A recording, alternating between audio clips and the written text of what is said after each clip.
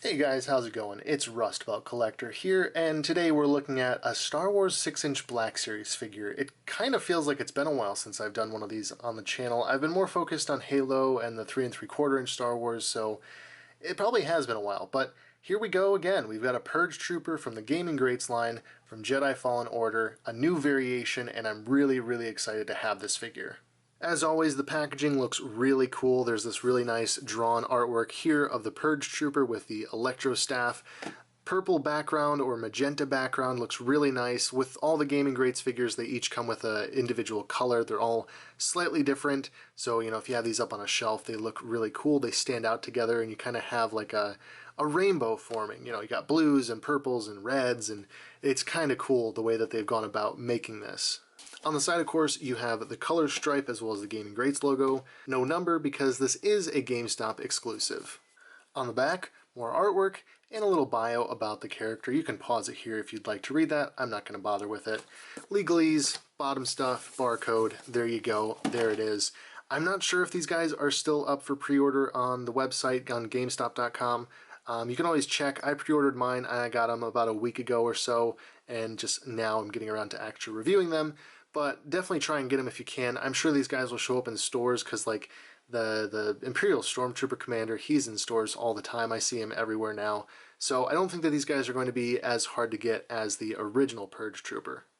That said, let's get him out of the box and take a look at the figure. And here he is in all of his menacing Imperial-ness. Yeah, he's really cool. He's actually kind of tough to get on camera this way. Like, he's just a solid color, and it's hard to get any definition out of the figure, but we'll do what we can here just to try and show off that armor. It's got a great sculpt. It's still the classic Star Wars clone trooper armor sculpt that we've gotten before, with a nice airborne trooper helmet sculpt as well. What makes this figure unique, of course, is this Electrostaff, and we'll try and get that to focus. There we go. Entirely new sculpt, very cool, nice detail packed into these little emitters or grips. I really don't know. I'm trying to keep that in focus. It doesn't really want to, but yeah, it's got a lot of great detail packed into it. I don't know how accurate it is to the game. You don't really get up close to these except for when you're pummeling these guys with your lightsaber, so it's tough to say if it's accurate, but it definitely looks cool in person. Also included are these little electricity bits, if you want to call them that. They're gummy plastic, so they are very flexible, but these are meant to go on the ends of the Electrostaff and make it look like it's all electrified. Imagine that. Now, one thing I did notice is that these tend to want to fall off pretty easily. Of course, they're not going to do it on camera,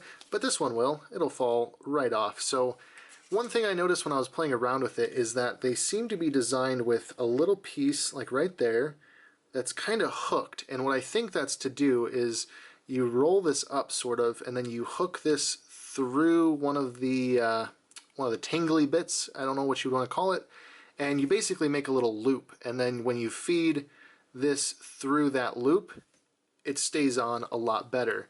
I don't know if that's intentional, if that's how it was designed to be, but that's what I found works best to keep the electricity bits on the end of this Electrostaff. Now, apart from this accessory, there isn't really a whole lot to talk about that is unique with this figure, apart from just a few minor color variations. Those being, it doesn't have the red markings on the cheeks, it doesn't have a red pauldron, it has just kind of a dark gray trim to his comma instead of the bright red, and I think that's really it. He still has the red on the back, the white stripes on the legs and arms, and the red Imperial logo, which I think that's wrong too. I think technically that should be a white logo for this particular figure, but I'm not totally sure on that. Don't quote me on that. I could be totally wrong. The variations on these guys were pretty subtle in-game, so I don't really remember all the different little details. The only one that really stood out against the standard 3 was the fourth one where he had like 2 batons, he didn't have the comma.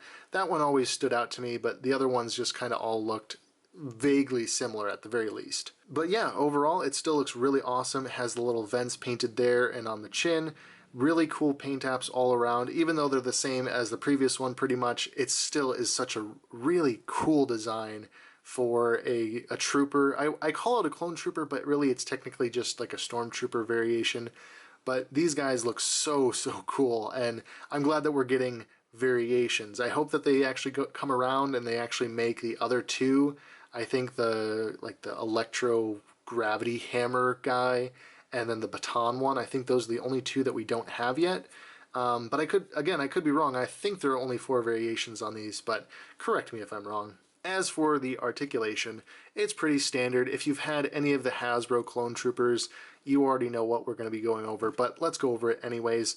Ball joint and hinge head, so you can get up, down, plenty of range, round, round, and round. It's, you know, it's a clone trooper helmet, basically, just an airborne trooper, and the fact that we don't have this guy made into a 212th airborne trooper yet that's a crime. It's a crime. Hasbro, what are you doing? This is the perfect sculpt to make an airborne trooper. You basically have an airborne trooper here, just painted black, so now make one that's orange, you know? What are you doing? I don't know what you're doing. You don't know what you're doing. But anyways, we'll just talk about articulation here. Hinge and swivel at the shoulders, so you can go all the way around. You can get up to right about there. Bicep swivel, double jointed elbows, which gets you to only 90 because this is not the Rex or Bly mold. It is the standard old school mold, unfortunately, but it's still serviceable. Then you have the hinge and the swivel, so swivel all the way around, hinge inward, hinge outward. Then on this hand you have the up and the down, just like that. And there's a cool little detail right there, a little red dot on his communicator wrist piece. How nice. At the abdomen you have like a ball joint going on, so spin all the way around, forward crunch, back crunch. Moving down to the hips you have a ball joint and a thigh swivel, so you can get up to right about there, or you can swivel the armor to the side and get up to right about there. Then you have a double jointed knee, which gets you, well, if you can move that, it gets you a pretty good range all the way to there. And then at the foot you have a hinge and a rocker, so that's as far back as it'll go, but it will go all the way forward to there, and then rocker side to side. Overall, it's still a solid sculpt. I mean, we've gotten this figure multiple times before with all the different clone trooper variations, the previous Purge trooper variation. We're also getting it with the new holiday trooper, the clone trooper with like Christmas stockings on. It's kind of weird. I don't know why they're doing it. Why don't they just repaint clone troopers to be clone troopers that we haven't gotten yet? But what can you do? This is the weird world we live in where repaints are only done on Luke Skywalker's, apparently. We don't get the clone trooper variations that we got in the good old days of 2005 through 2011, really. I mean, we have every clone trooper ever seen on screen basically made into a figure, but now they're like, we don't need to do that. We're just going to make a bunch of Luke Skywalker and Han Solo variations. It's kind of frustrating. But like I said, I'm really happy that they are revisiting Fallen Order, even if it is just this figure. I hope they go back and they make the other variations. I would love to see more characters from the game. Like I know they just made the Scout Trooper, the Baton Scout Trooper. I don't really know what his official designation is, but they just made him. I need to pick him up eventually. I kind of held off because it wasn't really one that excited me that much, but because it's Fallen Order, I will get it eventually. Of course, I shouldn't just leave him standing here. I should show you guys what he looks like holding the staff. Gotta kind of get the hands flexed a little bit to get it around this staff, but then once you do, he will hold it really nice and tight, and you can get him into all sorts of really cool poses. I already posted a shot of this guy over on my Instagram, link down in the description. But yeah, he's definitely a great figure. Get him if you have the chance, especially if you're a fan of Clone Troopers or Fallen Order. You know, it's a cool Purge Trooper. Judging by how desirable the last one is, this guy might actually get scooped up pretty fast, and I don't know what he's going for on the secondary market already, but definitely get him while you can before he goes up to like $80 or whatever the previous one is up to now. Fortunately, I have one right here. Oops, gonna knock him over.